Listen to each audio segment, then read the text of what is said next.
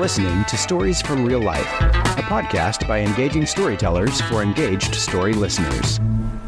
Here's your host, author and journalist, Melvin E. Edwards.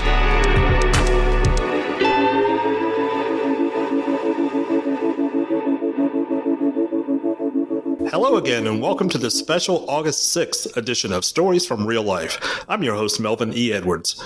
Let's find out about today's guest, Rodney Smith Jr.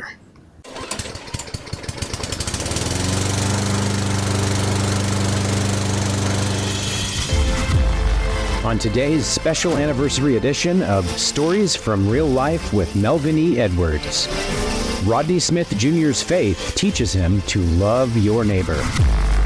To Rodney, his neighbors are everywhere. His idea of loving those who need help the most is by serving them unconditionally. When he was in college, he first set a goal to mow 40 lawns for free. Then, he increased his goal to 100. Now, Rodney has inspired over 3,000 children to mow lawns in their own communities. And so far, they have mowed over 15,000 lawns for the elderly, single mothers, the disabled, and military veterans. All for free. And all because of Rodney Smith Jr.'s unselfish example of loving his neighbors. Join us on Stories from Real Life and be inspired to help someone you haven't yet met.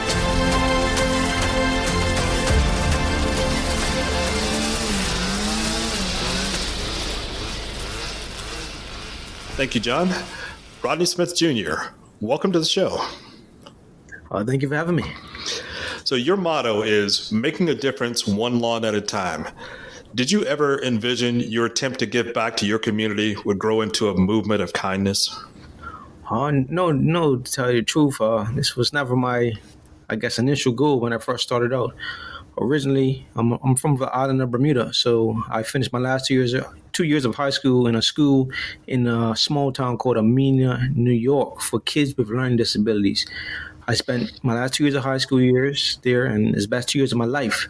After graduating high school, I thought I knew what I wanted to do, and that's something with computers. So I thought I'd go to IIT Tech in Florida and learn about computers. But during my time there, I was there for about 6 months, and I had a hard time adjusting, going from a small school with 100 kids to living on my own. Just had a hard time adjusting. And then one night I just prayed to God to ask him and to use me as a vessel. He didn't give me an answer that day, not a month later, not even a year later.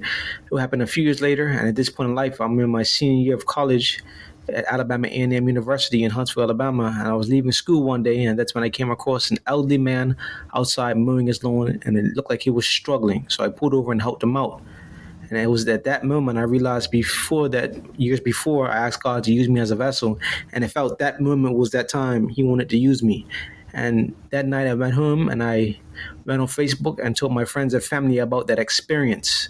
And I told them from this day on, I'm going to start mowing free lawns. If you know anyone elderly, disabled, or single parent or veteran in Huntsville, Alabama, please let me know and I'll come by and mow the lawn. And I was mowing lawns in between classes. I set a goal for myself to mow 40 lawns by the end of winter. But I moved 40 lawns so quick that I upped my goal to 100. A month and a half later, I reached my 100th lawn, and that's when the idea of raising men and now raising women lawn care service came about, where I'll still mow free lawns for the elderly, disabled, single parents, and veterans, but now I'll also include kids ages 8 to 17 and show them the importance of giving back to the community. Okay, so what motivates you? What motivates me is these kids, seeing these kids wanting to get out there and make a difference one lawn at a time. Because I know when I was their age, I disliked mowing lawns, but God took something I disliked and turned it into something I love to do. And every single day I get the chance to mow free lawns and help those in need. Okay. So you've mowed now lawns for free in all 50 states. When did you decide that was something you wanted to do?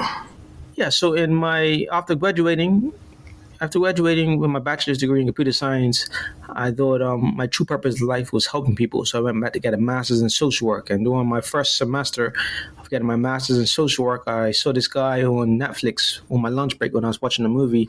And he was traveling the world doing acts of kindness to others. And that gave me the idea of something I called today 50 States, 50 Lawns. And that summer I just decided, travel to all 50 states to make people aware of the organization. and encourage kids to sign up for what we call today the 50-yard challenge. So I drove to 48 states and I flew to Alaska and Hawaii. And since then, I've done it a total of 18 times. And the first few was, to make people aware of the organization and more for our core group, the elderly, disabled, single parents, and veterans. Then I realized I could start mowing for different causes. And that's when I started customizing lawnmowers for different causes, like breast cancer, childhood cancer, the police officers, veterans, autism. It's been many different causes that I mowed for. So I'll give you an example. One of the causes were breast cancer. So I went to all 50 states. I moved for those who have breast cancer, those who have lost a loved one to breast cancer, and those who have survived breast cancer. I mowed the lawn, then I interviewed them, and then took pictures and shared their story. And I had a customized lawnmower that's painted pink for that cause. And at the end of that tour, I auctioned that lawnmower off and gave 100% of those funds to a nonprofit, that help men and women with breast cancer. And I think for that one, I raised about $10,000.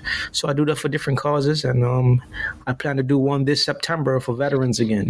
I always got to honor the veterans. So I'll be going to all 50 states again, driving to 48 and flying to Alaska and Hawaii, and moving for veterans, hearing their stories and sharing their stories, and just thanking them for their service.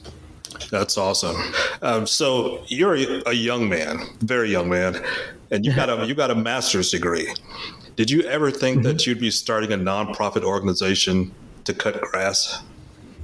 No, I really didn't think I'll be doing it. Like I said, originally I went to school to be a computer scientist, but I've found my purpose in life during that journey of getting my bachelor's in computer science, and here I am today running a nonprofit organization. Wow. So let's go back to your beginnings before you came to the United States. You mentioned you're from the island of Bermuda. What was life like there for you? Oh, it was good. My mother and father and my sister, we lived in the same house. Then, when I was about 13 years old, they divorced. So it was just me, my mother, and sister. But, I had a good upbringing. They always told me how to give back and help those in need. So that's where it all started. My mom always would tell me charity starts at home. And you mentioned you didn't like mowing lawns when that was your chore as a young person. Yeah. Yeah, I just like now here I am doing it every single day for free. What would you how life works? Yeah, what would you say to your 12-year-old self who was resenting having to mow the lawn?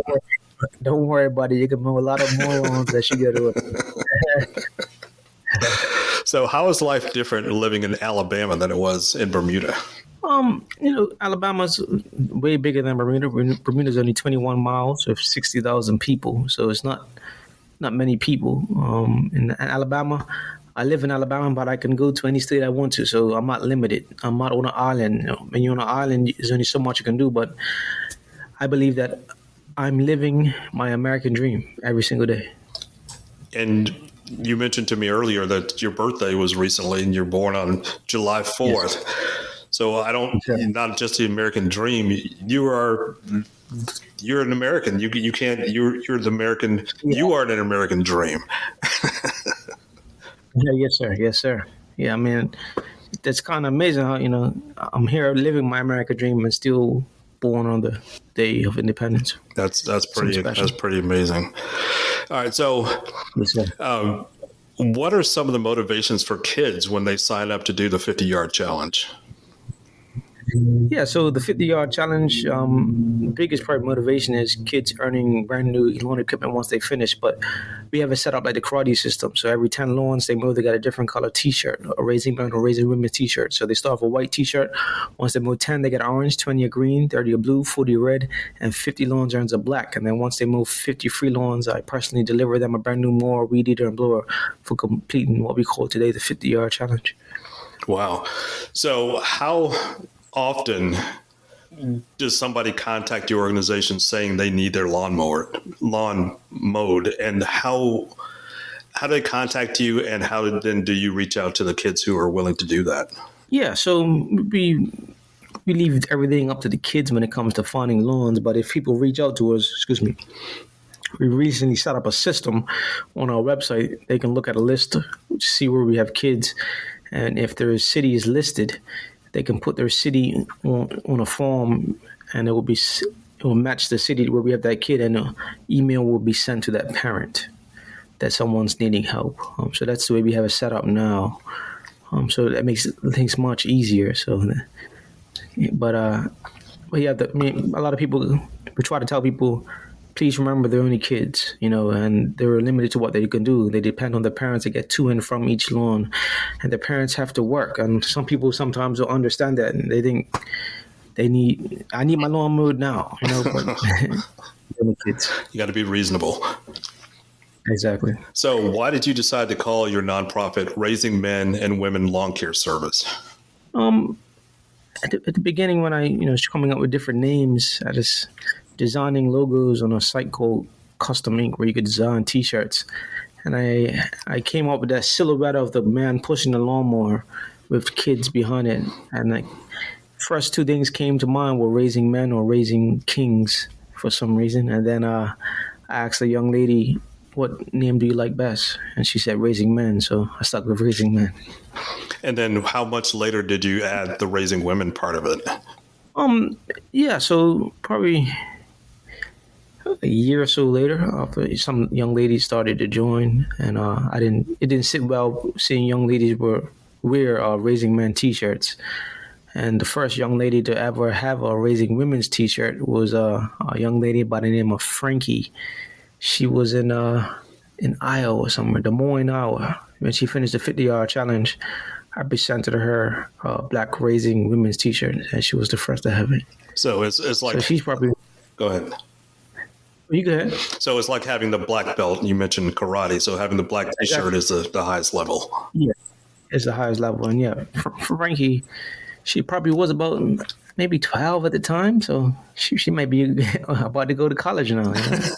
It's just amazing. Just when you think about it, these kids, like sometimes we do like Where Are They Now segments, of kids that started the program a long time ago to where they are now. A lot of kids, kids that even started locally. I saw one today. Saw him, and he was a part of the program, and he was about 13. 15, 14, 13, something like that. Today he's 21. Wow. And he has a kid. I said, I don't even have kids. I was about to say, pretty soon you're going to be doing second generation if you're working on this. Yeah. But yeah, it's amazing to see, kids that started in the program where they are now. You see them, grow. So what happens when a boy or girl successfully completes their 50th lawn? What's the reward for them? So when they finish the 50-yard challenge, they earn a brand new mower, weed eater, and blower for completing that. And some kids take that lawnmower and start a business. Some start a business and continue to mow free lawns on the side. So every kid is different. But yeah, that's what they earn once they finish. Brand new mower, weed eater, and blower. And do donors supply that equipment for you? For the most part, I mean, even not directly, but they might donate funds and we go out and buy them. Or when we first started out, we scanning a lot of lawnmower donations, but that has since slowed down with the lawnmower donations. A lot of people now donate funds, but we just use the funds and go get the equipment. Okay. Before we finish today, I'll ask you how people can donate, and I'll also include links in the show notes so that people who want to contribute can do so. All right. So you drive around the country in your van, rewarding kids with this new lawn equipment after they've completed the challenge. But recently you've had a lot of car problems yourself. So tell me about the people who have helped you get yourself back out on the road. Yeah. So most recently, my car broke down in Columbus, Nebraska, and two different Ford companies helped me out. The first one was Gene Steffi. I can't pronounce it right. They're in Columbus, and they really helped me out. But then again, after that, once I left there, another problem came up with my van, and it broke down again. But this time, a more serious issue from what the Gene's Ford did at the first time. But the second time, I needed a new engine. And that's when Anderson Ford in Columbus, they reached out and they said, bring the car here and we'll see what we can do. And they done a full inspection and come to find out and said, look, you have a lot of miles on the car, the van, and we think it's best for you to get a new engine and price it at $20,000 with the engine and all the repairs that they found, and they ended up paying it, and I got back on the road. So it was about a 2 to 3 week process, by the time they ordered the stuff and put it in, but it's working. It's brand new now. So it I'm very grateful for didn't both. cost you anything, correct? No, not at all. Wow, that's pretty amazing. So let's say their name again to make sure they get a shout out. Yeah, so Anderson Ford in Lincoln, Nebraska, and Gene Steffi Ford in Columbus, Nebraska. Okay. Good job, guys. We appreciate your help there. So now that you're back out on the road, you drive a lot of miles. You mentioned you've been across the country 18 times. What do you see when you crisscross the country, and how do people react to you, especially if they've never heard of your organization? What do I see? I see a beautiful country. Every area is different. I would say the most beautifulest parts of America is the West. We out there in the middle of nowhere, Arizona. My favorite state is Utah. It's very beautiful. I enjoy driving through Montana and Wyoming, even though it can get boring because there's a lot of just hills and stuff. But, that's part of the country is very beautiful. And when you come on the East Coast, all the way out in the New England area, Vermont, Maine, New Hampshire, beautiful. That's beautiful. Some other places are good. If you want to know a place, good state to drive through, it's North Carolina, South Carolina. I enjoy riding through those highways. Beautiful. Florida's cool. Georgia's cool. But yeah, my favorite state is Utah. Okay. So when you stop for gas, do people comment on your logo on the side of your van? Yeah, sometimes. They say, "Oh, I know who you are." Sometimes you'd be driving, and someone would take a picture you won't even know, but they would tag you on Facebook. Look who I saw today. So stuff like that happens sometimes. You feel like a celebrity?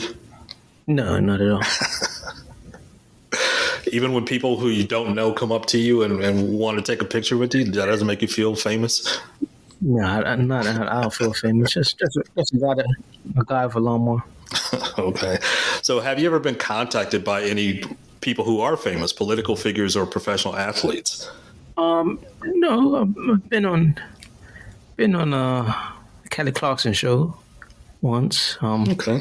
And Tyler Perry ended up being there, so I got to meet Tyler Perry. Okay. That's probably the most famous person I've met by doing all this. Yeah. That's pretty cool. Yeah. All right. So tell the audience how they can contribute to your organization. Are you looking for sponsorships? Do you need individual contributors? What's the best way to help out?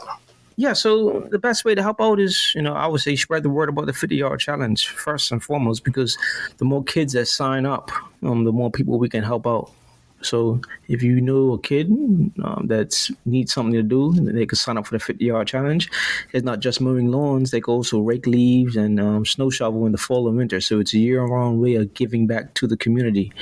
And if you want to donate, you can go to our website at weareraisingmen.com, and on the donation page, there's many different ways to donate. You could donate from our Amazon wish list. You could donate funds and different things like that. So any support for the organization is greatly appreciated.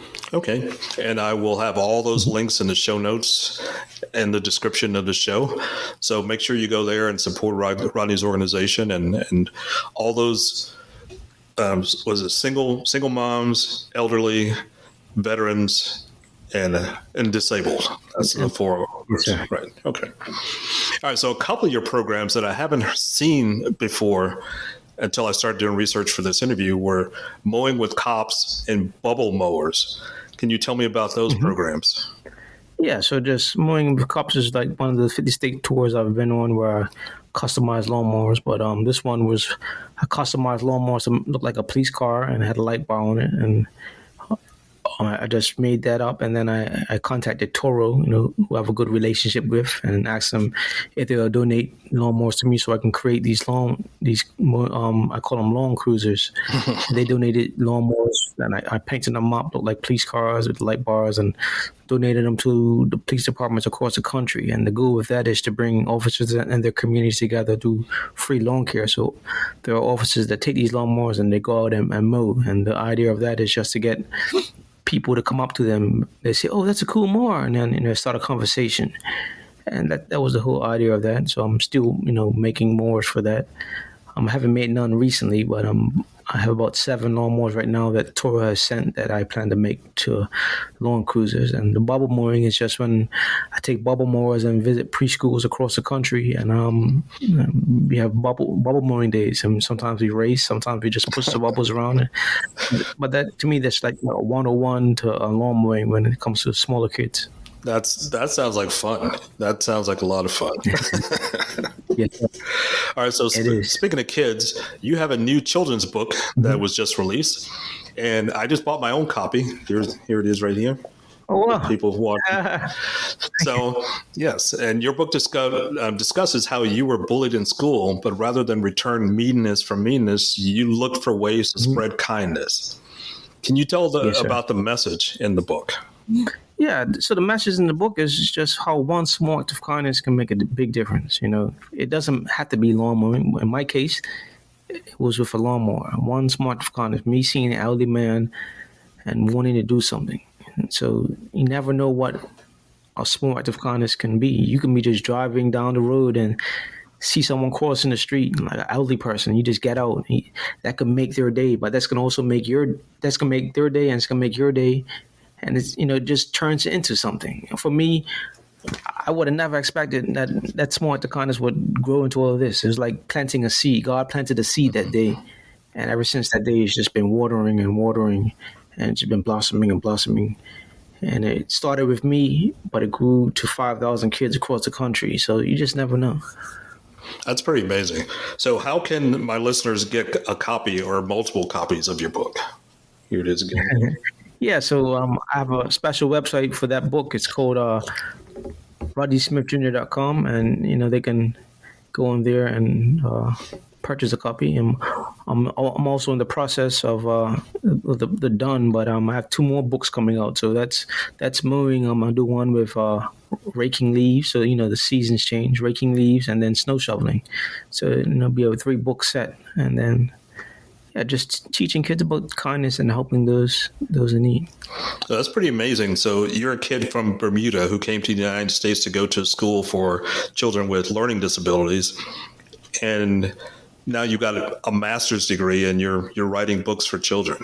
That's a pretty inspirational story. In addition to what you do that you've made your name for, you're an inspiring young man.